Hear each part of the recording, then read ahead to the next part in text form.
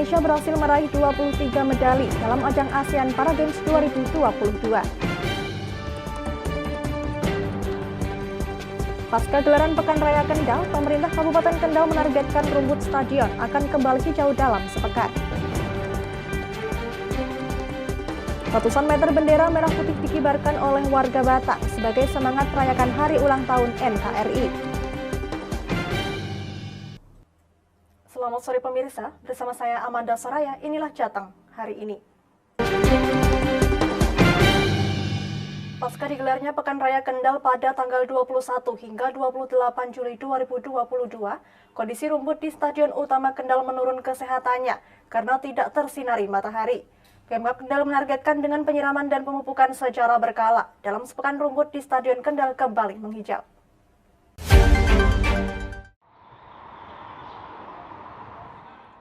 Seperti inilah kondisi Stadion Utama Kendal 3 hari setelah pagelaran Pekan Raya Kendal atau PRK Kendal Expo 2022.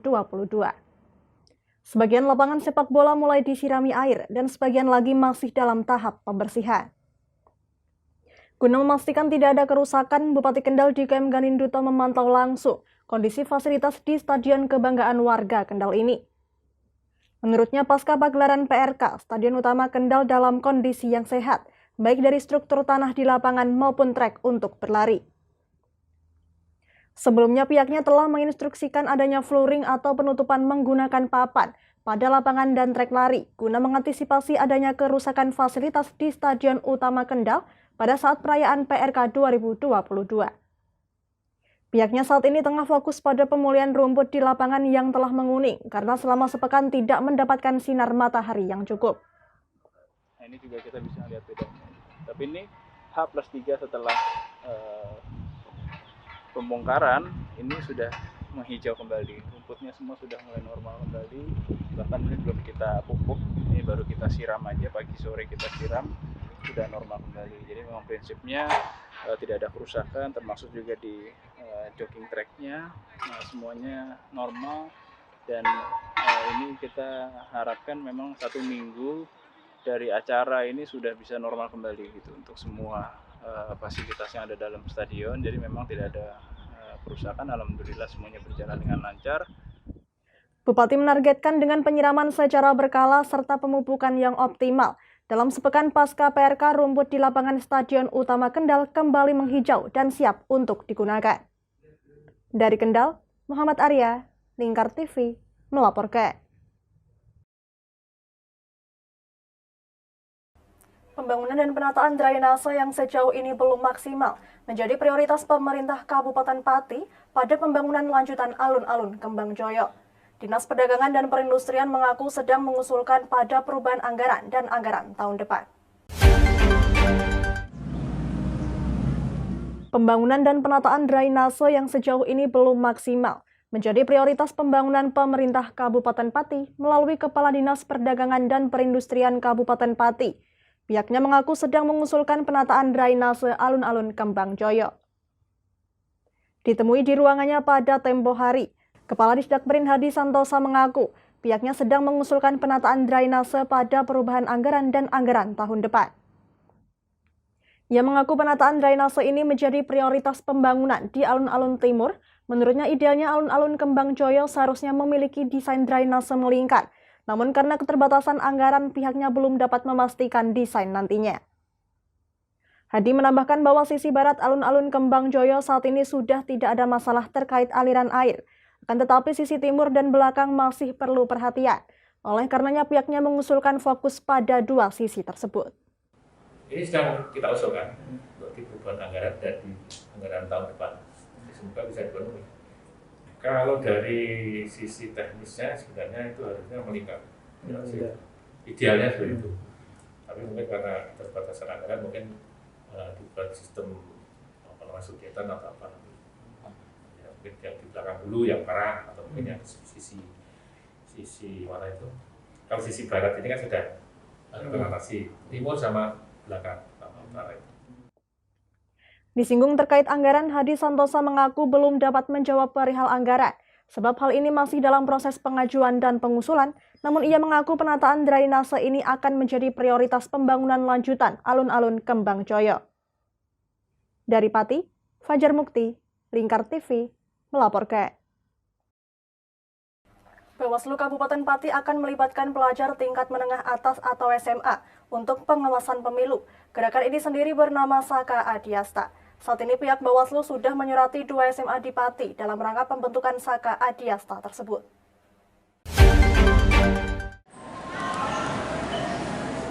Bawaslu Kabupaten Pati dalam menghadapi pemilu 2024 mendatang akan melibatkan pelajar tingkat menengah atas atau SMA dalam rangka pengawasan pemilu beserta tahapan-tahapannya. Gerakan yang diberi nama Saka Adiasta ini nantinya akan diisi oleh para pelajar SMA yang berasal dari 2 sekolah SMA di Pati, yakni SMA 2 Pati dan juga SMA 3 Pati. Ketua Bawaslu Pati Ahmadi saat diwawancarai Senin pagi mengatakan, untuk saat ini sendiri pihaknya baru melakukan penyuratan kepada sekolah tersebut. Pada tahap awal ini Ahmadi mengatakan akan melibatkan atau merekrut 30 siswa maupun siswi untuk menjadi anggota. Di mana nantinya dibagi masing-masing sekolah terdapat 15 siswa-siswi yang akan terlibat. Lebih lanjut Ahmadi menjelaskan bahwa Saka Adiasta ini merupakan organisasi yang dibentuk oleh Bawaslu dalam rangka membangun pelajar untuk dapat terlibat dalam pemilu, terutama dalam mengawasi tahapan dan pelaksanaan pemilu di Kabupaten Pati mendatang. Saka Adiasta adalah merupakan organisasi yang dibentuk oleh Bawaslu dalam rangka ikut serta membangun jiwa atau menanamkan nilai-nilai kepada siswa-siswi agar mengetahui kepramukaan secara umum dan khususnya bisa ikut membantu mensosialisasikan terkait dengan program Bawaslu, khususnya tugas pokok dan fungsinya melakukan pengawasan terhadap pelaksanaan pemilu di 2024 yang akan datang. Ahmadi berharap pada pertengahan Agustus mendatang anggota sudah dapat terkumpul. Sedangkan untuk pelantikan sendiri Ahmadi menargetkan pada bulan September. Nantinya para pelajar akan dibekali materi terlebih dahulu. Setidaknya ada 3 materi yang dibagi menjadi 3 krida, yakni mulai dari krida pencegahan, pengawasan, dan krida penanganan pelanggaran. Dari Pati, Fajar Mukti, Lingkar TV, melaporkan. Kami masih akan kembali pemirsa, tetap bersama kami di Jateng hari ini.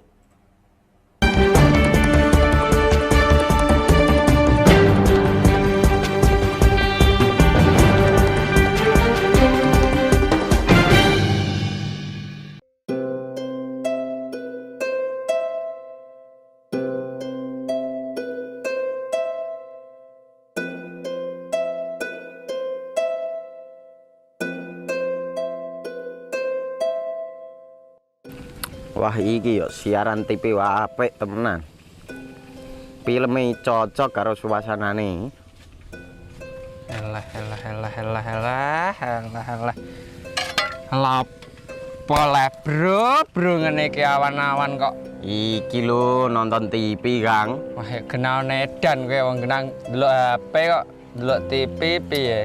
Wah kurang update kowe iki, Kang. Lho maksudnya piye kok ngarani aku update itu? Iki lho delok aku nonton TV tenan. Apa kira nonton HP? Wong delok HP ngono genah edan apa iki. Iki lho delok siarane.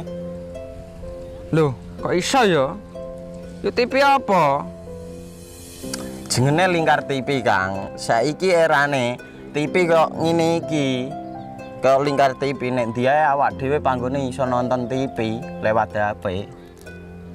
Kok ngene iki. Ana film-film ngene iku ya? Iya, filme apik-apik kaya ngene iki. Awak dhewe nek sawah leren mbut gawe iso leren ndelok film-film ngene iki. Padha iso ngene iku. Iso, ora ketinggalan karo cah-cah kae. Duh. HP ku kok ora iso tak nggo ngono piye carane iki? Iki lho Rip, tak doi carane. Piye? Kowe buka Play Store. Play Store, Mas. Yo iku pokoke. Play Store apa? Ketik Lingkar TV.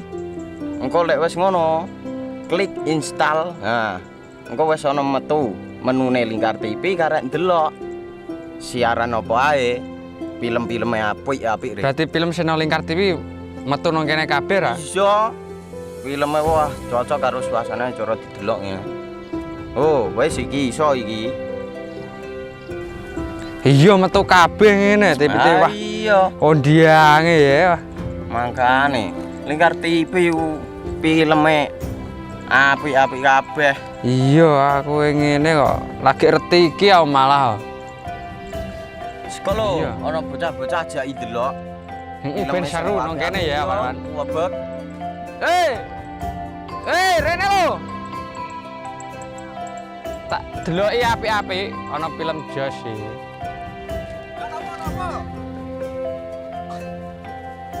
Rene go Rene. Oh iki lho tak deloki film nang Lingkar TV. Api ya bentuke ya. Solutif dan terpercaya.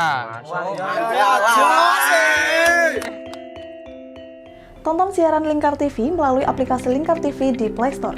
Dengan cara ketik Lingkar TV di pencarian Play Store, kemudian tekan install. Mudah bukan? Nikmati tayangan-tayangan menarik dari Lingkar TV kapanpun dan dimanapun Anda berada. Tinggal tekan menu Lingkar TV di HP Anda dan selamat menonton!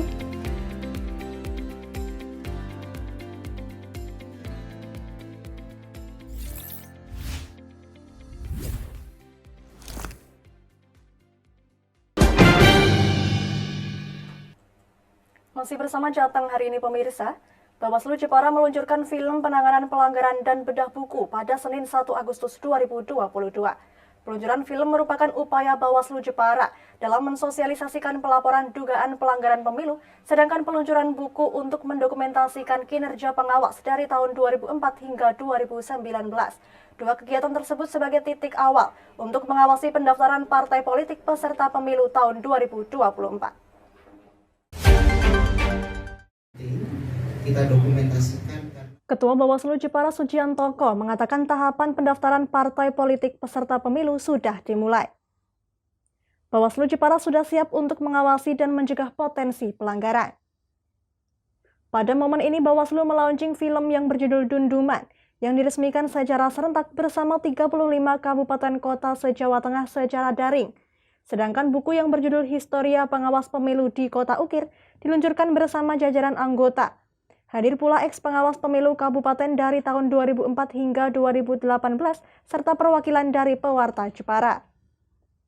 Pertama kita melakukan pengawasan terhadap pendaftaran verifikasi partai politik, tetapi juga di samping itu kita sebagai Bawaslu di Kabupaten Kota untuk menyambut hari jadi Bawaslu Kabupaten Kota se-Indonesia pada tanggal 15 Agustus yang akan datang, kita juga meluncurkan buku berjudul Historia Pengawas Pemilu di Kota Ukir Jepara.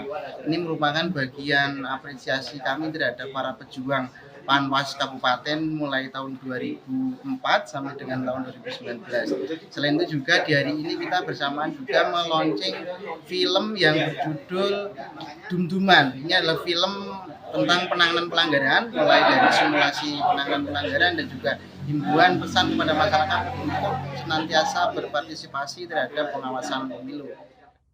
Film Dunduman merupakan film yang memberikan pemahaman pada masyarakat apabila terdapat pelanggaran pemilu. Di dalamnya masyarakat dapat mengetahui tata cara melakukan pelaporan ke Bawaslu. Film berpegang pada Peraturan Bawaslu Nomor 7 Tahun 2018 tentang penanganan pelanggaran pemilu. Bawaslu Jepara selalu mengharapkan partisipasi masyarakat dalam pengawasan dan penanganan pelanggaran. Sedangkan terbitnya buku menurut Sujiantoko adalah bagian dari mendokumentasikan data atau proses pengawasan yang dianggap penting. Menurut Sujiantoko, sejarah tidak boleh dilupakan. Dengan adanya buku, kini publik mengetahui proses pengawasan pemilu maupun pilkada 2004 hingga 2019. Ia berharap buku Bawaslu Jepara sebagai sumber literasi dan referensi bagi para perguruan tinggi maupun peneliti untuk membuat karya ilmiah. Di dalam buku ini terdapat peristiwa yang menarik serta dinamika pengawasan 2004 hingga 2019. Dalam momen penerbitan buku ini, Mas Hudi, mantan Ketua Panwaskap 2004, juga memberikan tanggapan bahwa budaya literasi penting dan partisipasi masyarakat juga penting. Dalam acara launching, Mas Hudi menceritakan dinamika pengawas pada zaman 2004, yang mana Panwaskap 2004 merupakan masa awal sebagai masa perjuangan. Dari Jepara, Robi Sani, Lingkar TV, melaporkan. Badan Pertanahan Kabupaten Kendal menorehkan inovasi terbaru mengadopsi layanan drive-thru dengan Loketku yang hasilnya sangat membantu masyarakat. Dengan inovasi tersebut, ATR BPN Kendal mendapatkan apresiasi dan penghargaan oleh Kementerian ATR BPN.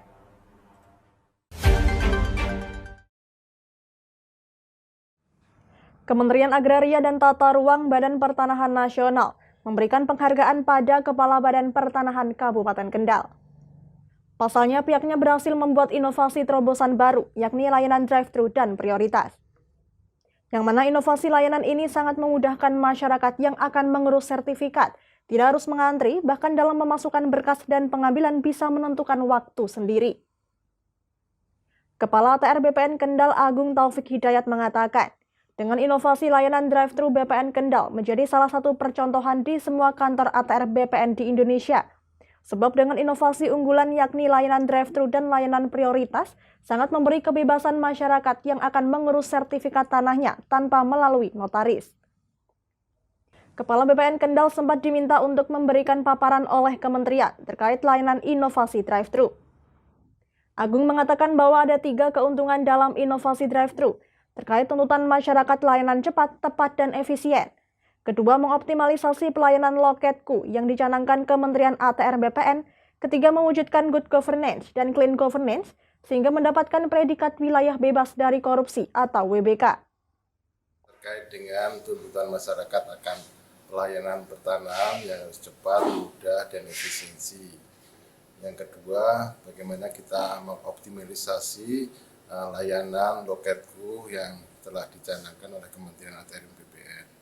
Kemudian yang ketiga, bagaimana kita mewujudkan good governance, clean governance dalam rangka kita mendapatkan predikat WBK. Maka Kantor Pertanahan Kabupaten Kendal melaksanakan inovasi layanan, salah satunya adalah layanan drive-thru, di mana layanan drive-thru pemohon tidak perlu turun dari mobil ataupun dari kendaraan roda 2 dan dilayani tanpa ada antrean. Nah, tentunya pelayanan ini bisa memudahkan masyarakat untuk bisa mengakses terkait dengan layanan drive-thru ini. Agung menambahkan dengan dilaunchingnya layanan drive-thru bulan Juli kemarin, sudah ada sekitar 60 orang yang mengurus melalui drive-thru yang dipadukan dengan Loketku. Untuk jam kerja BPN Kendal mulai 7 hari jam kerja, namun untuk Sabtu dan Minggu mulai buka jam 8 pagi. Sesuai dengan arahan Menteri Agraria dan Tata Ruang BPN Hadi Cahyanto ketika melakukan kunjungan kerja di BPN Kendal, bahwa pelayanan di kantor BPN Sabtu Minggu dibuka untuk layanan prioritas bagi masyarakat Kendal yang pada hari kerja tidak bisa mengurus sertifikat, sehingga masyarakat bisa mengurus sendiri tanpa melalui notaris. Dari Kendal, Muhammad Arya, Lingkar TV, melaporkan. Sebanyak 23 medali berhasil dikumpulkan kontingen Indonesia dari cabang olahraga renang di hari pertama ASEAN Para Games 2022, Senin 1 Agustus 2022. Para atlet renang Indonesia berhasil mendapatkan 7 emas, 9 perak, dan 7 perunggu. Meski tidak sesuai dengan target, namun pada cabang olahraga renang Indonesia masih memimpin perolehan medali disusul Thailand dan juga Vietnam.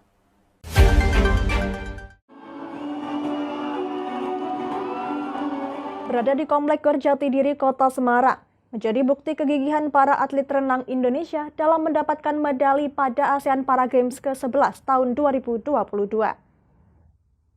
Di hari pertama ASEAN Para Games, atlet renang Indonesia berhasil mengumpulkan 23 medali, terdiri dari 7 emas, 9 perak, dan 7 perunggu. Perenang Aris Wibawa menyumbangkan medali emas pertama dari cabang olahraga para renang ASEAN Para Games 2022. Aris yang turun di nomor 100 meter gaya dada SB7, sukses mencetak waktu tercepat, kemudian diikuti perenang Kamboja dan perenang Vietnam. Dengan perolehan medali yang didapat dari para atlet renang, kontingen Indonesia untuk sementara memimpin dalam perolehan medali disusul Thailand kemudian Vietnam. Dari 7 emas yang diperoleh tim renang Indonesia, didapat dari putra di 100 meter gaya bebas SB7, putra 100 meter gaya bebas S9, putra 50 meter gaya punggung S10, putri 50 meter gaya punggung S14, putra 4 kali 100 meter estafet gaya bebas, dan putra 4 kali 100 meter gaya ganti. Tapi sebenarnya yang satu itu 50-50 sebenarnya. Jadi mungkin emas, mungkin perak gitu. Jadi 3 lolos. Jadi kita dapat 7 emas, 9 perak, kemudian 7 perunggu. Ya. Kalau target itu hari ini seperti apa Pak? Udah maksimal atau? Iya maksimal karena target 10 yang lolos 3.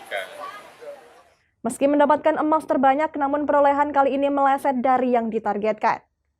Di hari pertama, tim renang Indonesia menargetkan 10 medali emas, namun hanya mampu membawa 7 emas. Tim renang Indonesia tetap optimis dalam memenuhi target pada gelaran ASEAN Para Games 2022 kali ini. Dari Semarang, Henufan, Lingkar TV, melaporkan.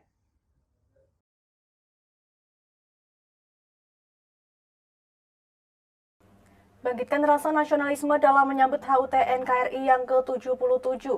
Warga Komplek Perumahan Desa Tragung, Kabupaten Batang, Jawa Tengah, kibarkan bendera merah putih sepanjang ratusan meter. Warga bersatu padu iuran serta gotong royong memasang kain panjang mengelilingi komplek 2 blok pemukiman, yang sebagian besar warga terdampak rob Pantura Kota, Pekalongan.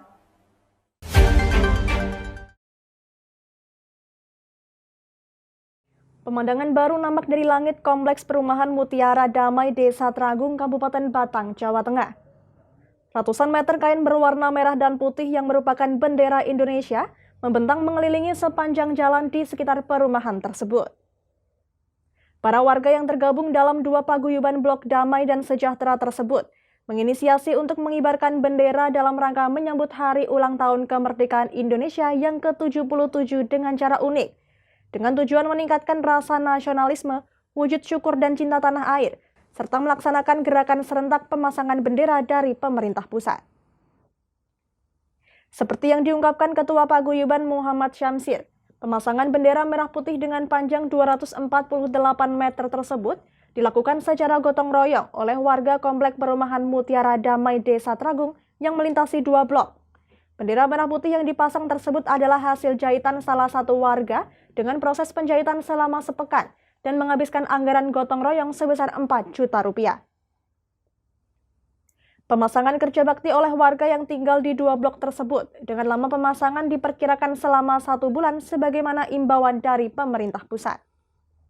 Ya, proses pemasangannya ini sore Pak, jadi mulai kita dari pagi Pak.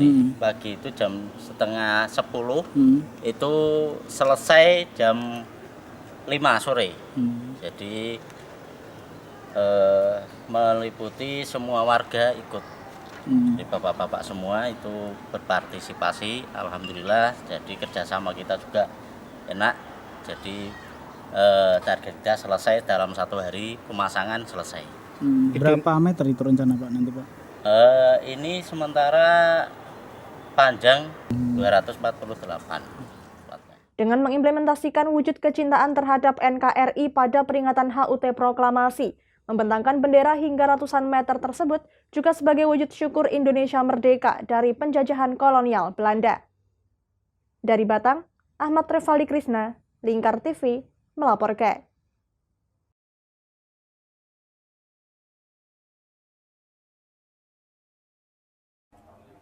Berita tadi sekaligus mengakhiri kebersamaan kita kali ini.